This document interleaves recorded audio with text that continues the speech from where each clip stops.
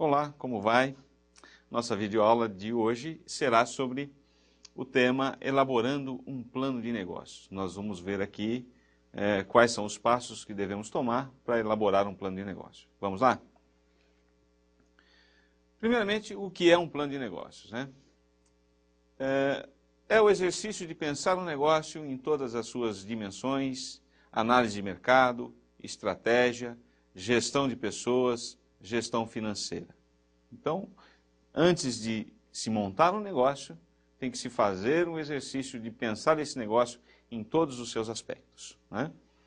Continuando, o plano de negócios é um documento que traz a descrição de um negócio, que produtos ele vai oferecer, qual é o seu mercado, como vai conquistá-lo, que investimentos precisa e qual é a sua projeção de receitas, né?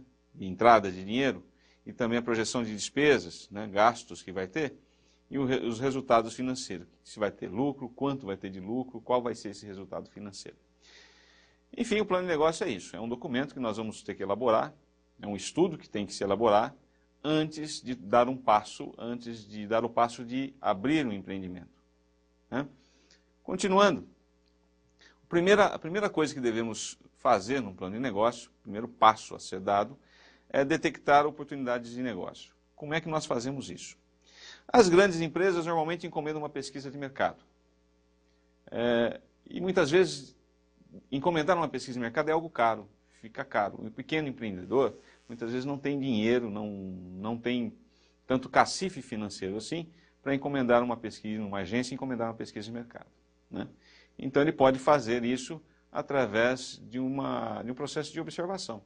Ele vai, por exemplo, observar o bairro onde ele mora, digamos que ele queira abrir um negócio no bairro onde mora, ele vai observar esse bairro e ele vai procurar identificar alguma oportunidade de negócio para que ele possa abrir. Evidentemente que esse negócio tem que ir ao encontro também com a sua condição, com aquilo que ele é capaz de executar. Isso nós veremos mais à frente. Então, procurar, pesquisar e observar perguntando-se, né? A gente pode conversar com as pessoas e pergunta, do que essas pessoas precisam? O que é que não tem aqui no meu bairro e que deveria ter para atender às necessidades dessas pessoas? O que essas pessoas necessitam? Outra pergunta que deve se fazer para identificar uma boa oportunidade de negócio é o que as pessoas desejam, mas ainda não têm. O que elas querem, mas que elas ainda não têm. Que tipo de negócio pode se abrir, né, para ir ao encontro daquilo que essas pessoas desejam? O que poderia ser desenvolvido para solucionar algum problema que ainda não tem solução, né? Nessa região, nesse contexto onde eu vivo, existe algum problema que aparentemente ainda não tem solução? O que nós podemos fazer para solucionar esse problema? O que poderia ser oferecido para essas pessoas por um preço melhor? O que poderia ser oferecido para essas pessoas com mais criatividade e inovação? Com melhor atendimento ao cliente, né? De repente até já existe um negócio lá, mas o atendimento é péssimo, né? Os clientes não estão satisfeitos. De repente você pode proporcionar ao cliente um melhor atendimento, né? E de maneira mais atrativa, que tipo de coisa, que tipo de negócio eu posso fazer, que tipo de produto eu posso oferecer para essas pessoas de uma maneira mais atrativa. Enfim, é mais ou menos esse o processo que se faz para se identificar uma boa oportunidade de negócio e aí começar a dar o primeiro passo na elaboração desse plano. Uma vez que nós identificamos essas demandas não atendidas, né, essas necessidades que não estão sendo atendidas, essas necessidades elas podem gerar duas coisas. Primeiramente, ela pode gerar uma empresa com fins lucrativos. Toda empresa tem um fim de lucro, né? Então, ela pode gerar empresas com fins lucrativos, se a resposta for algum produto ou serviço que possa ser comercializado. Se é algo que eu posso vender, eu posso montar uma empresa. Ok? Se eu não quiser montar uma empresa, de repente o tipo de negócio pode me levar a montar uma ONG, uma organização não governamental. Organização sem fins de lucro, se a resposta for algum serviço de utilidade pública que não possa ser comercializado ou se destine a uma população que não possa pagar por ele. Eu posso, por exemplo, montar uma associação de atendimento a pessoas com doenças crônico-degenerativas, né? Diabetes, hipertensão. É um tipo de serviço que normalmente vai ser ofertado pelo setor público, pelo setor de saúde público, mas muitas vezes esse setor não dá conta, né? As ONGs compõem aquilo que a gente chama de terceiro setor, né? Um setor é o setor público, o outro setor é o setor privado, e muitas vezes alguns serviços que nem o setor público nem o setor privado dá conta de atender, de oferecer, uma ONG, uma organização não governamental, pode atender. Pois bem, definimos mais ou menos qual deve ser o empreendimento, identificamos a oportunidade. O empreendedor deve reunir competência para transformar a ideia em um negócio, ou então conseguir sócios que possam ajudá-lo com a empreitada. Ou seja, identificamos a oportunidade. E aí a pergunta que se faz: eu tenho competência para botar em prática essa ideia? Para colocar em prática esse negócio que nós identificamos, essa oportunidade de negócio? Né? Se eu não tenho competência, eu vou verificar se existem pessoas que queiram ser meus sócios para colocarmos juntos essa ideia em ação, né? Então, a competência, o que é exatamente competência? Nós vamos encontrar outras definições de competência, mas para o nosso contexto aqui, o que interessa é essa definição. Competência significa, primeiramente, saber fazer. Eu tenho conhecimento, eu sei fazer, né? E o que eu sei fazer pode suprir, significa que eu posso abrir esse negócio, que eu posso abrir esse empreendimento, eu vou conseguir dar conta de satisfazer as necessidades do meu cliente, desse cliente que eu identifiquei que está com essa necessidade. Segunda coisa, eu quero fazer isso, né? Eu tenho que querer fazer. E a terceira coisa, poder fazer. É algo que eu posso fazer, né? Então são três questões. Competência, resumindo, são essas questões, né? Saber fazer, querer fazer e poder fazer. Uma vez que se define, bom, eu tenho competência para isso, ou se eu não tenho, me associo a pessoas que têm essa competência, passamos para o próximo passo. Transformando ideias em negócio, né? Aí eu vou ver qual é a estrutura exata do plano de negócio. Que estrutura é essa? Continuando, a estrutura de um plano de negócio obedece, então, esses itens, né? São 8 itens. O primeiro deles é o sumário executivo, embora esteja em primeiro, ele deve ser o último a ser escrito. O sumário executivo, na verdade, é um texto de 2 ou 3 parágrafos no máximo, onde ele traz elementos importantes que estão colocados ao longo do plano de trabalho, do plano de negócio, melhor dizendo. Ele é o último a ser feito justamente porque ele precisa desses elementos que ainda vão ser escritos ao longo do plano, ok? O item 2 é a descrição do negócio, né? A descrição do negócio envolve a missão da empresa, a visão e os valores que orientam as suas atividades, né? Que motivam as suas atividades. Existe uma dinâmica, inclusive, que a gente costuma aplicar, que a gente costuma comentar, que é a dinâmica do elevador. Você tem 5 andares para dizer para mim qual é o seu negócio, né? Nós vamos juntos do primeiro ao 5º andar, e do primeiro ao 5º você tem que ser capaz de dizer qual é o seu negócio. Se você conseguir falar para mim em 5 andares, né, nesse período de tempo em que o elevador percorre 5 andares, se você for capaz de dizer qual é o seu negócio, significa que a definição do negócio está bem feita. O item 3 é o resumo da empresa. O resumo da empresa, na verdade, traz elementos relativos à constituição da empresa, o tipo de sociedade dela. Se é uma sociedade simples, se é uma sociedade empresária, se é uma sociedade formada por cotas de responsabilidade limitada, ou até mesmo se é uma sociedade anônima. Então, a constituição da empresa traz esse tipo de elemento, né? Também a localização da empresa, onde que ela vai ficar localizada, enfim. Esse é o item 3. No item 4, a análise de mercado. Vai trazer informações sobre o público-alvo da empresa, né? Que público que ela vai atender, né? Quais as características desse público em termos de poder aquisitivo, se esse público é um público que tem alto poder aquisitivo, se é baixo poder aquisitivo, quais são os hábitos de consumo desse público-alvo, e também traz elementos relativos à concorrência. Que tipos de concorrente essa organização vai enfrentar no seu dia a dia nesse mercado.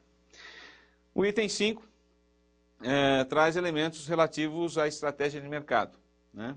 A estratégia de mercado, existem 3 tipos de estratégia, né? A primeira é a diferenciação em custo, onde a empresa faz a opção por um custo baixo, por um preço baixo, e vai conseguir competir, vai conseguir conquistar a preferência dos seus clientes praticando um preço baixo. Então, é uma estratégia definida normalmente para um público que tem um baixo poder aquisitivo.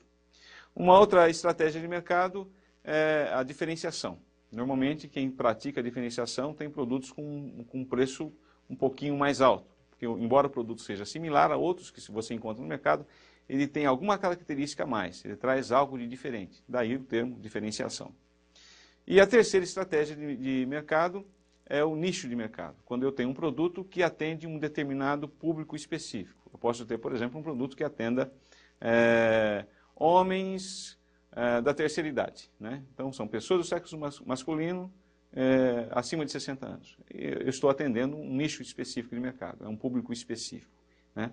Não dá para adotar mais que uma estratégia de mercado, né? Não é possível adotar duas ao mesmo tempo. Sempre se faz opção por apenas uma estratégia de mercado. No item 6, nós temos o plano de marketing, né? O plano de marketing é a definição do produto.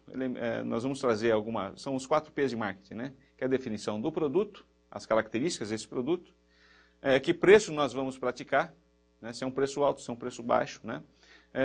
Qual é o ponto, como é que esse produto vai ser distribuído, né? Onde ele vai ser comercializado, e o quarto P, que seria a promoção, como é que eu vou promover a venda desse produto, né? Continuando, no item 7 nós temos a organização organização e gerência do negócio, né? Na organização e gerência do negócio nós vamos definir qual é a equipe necessária, quantas pessoas eu preciso, qual é a formação dessas pessoas, como é que essas pessoas vão se relacionar em termos de hierarquia, né? Quem está subordinado a quem, e vamos definir aqui, portanto, também o organograma da instituição. E por fim, no item 8, nós temos o planejamento financeiro. No planejamento financeiro eu vou verificar, descrever quanto é que eu vou investir, né? Quanto que eu preciso de dinheiro para investir e em quanto tempo, por exemplo, esse dinheiro retorna para as minhas mãos. Eu, como investidor, preciso saber, né? Se eu investir um determinado valor, se esse dinheiro vai retornar para as minhas mãos em 1 ano, em 2 anos, em 5 anos, quanto tempo retorna. Portanto, isso passa por uma previsão de vendas, previsão de receitas e também previsão de despesas, de gastos que a gente vai ter e previsão, portanto, de lucros, né?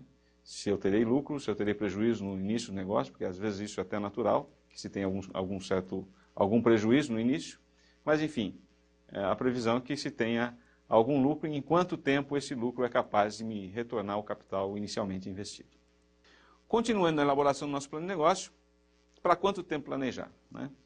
O tempo para planejamento, nós já dissemos que planejamento estratégico, dissemos isso em outra oportunidade, em outra videoaula, que o planejamento estratégico ele é feito para longo prazo, para 3, para 5 anos, né? Mas depende muito do ramo de atividade, né? Existem negócios que você tem que fazer um planejamento para um período de tempo menor, até porque, principalmente quando envolve tecnologia, que é algo que muda com muita rapidez, você tem que fazer um planejamento para um prazo menor. Quem lê o plano de negócios, né? Primeiramente os sócios, as pessoas que estão investindo dinheiro, ele tem que ler esse plano para saber se compensa para ele investir dinheiro ou não, né? Os investidores, os sócios no caso, para saber o retorno disso, né? Os investidores, né? E é bom dizer que necessariamente o investidor não precisa ser sócio, né? Eu posso ter um investidor que não é exatamente sócio daquele negócio, né? Então por isso essa diferenciação aí no texto. Os financiadores, né? Um banco, por exemplo, que vai me financiar um equipamento, ele vai ler esse plano de negócio, para ele ter informações importantes para ver se compensa de fato investir, se esse negócio traz alguns elementos, se esse plano traz alguns elementos que permitem a ele uma certa segurança na concessão do crédito, e também os funcionários da empresa, até porque eles precisam estar muito bem cientes, né? E muito em sintonia com relação aos objetivos, com as metas, com a missão do negócio, para que eles possam incorporar isso nas suas atividades diárias. Quando fazer um plano de negócio? Muitas pessoas acham que vai se fazer um plano de negócio somente antes de abrir uma empresa, antes de abrir um empreendimento. Não. O plano de negócio ele é feito, evidentemente, antes da abertura do negócio, mas ele pode ser feito também na ampliação ou abertura de uma nova unidade. Eu já tenho um negócio estabelecido, eu estou pensando em ampliar, estou pensando em crescer, expandir. Ou eu posso pensar em abrir, por exemplo, uma filial, né? Posso fazer um plano de negócio vendo se é viável essa expansão, essa abertura de uma nova unidade. O plano de negócio também é um instrumento de melhoria de gestão, né? Quais são os elementos que eu preciso melhorar, quais são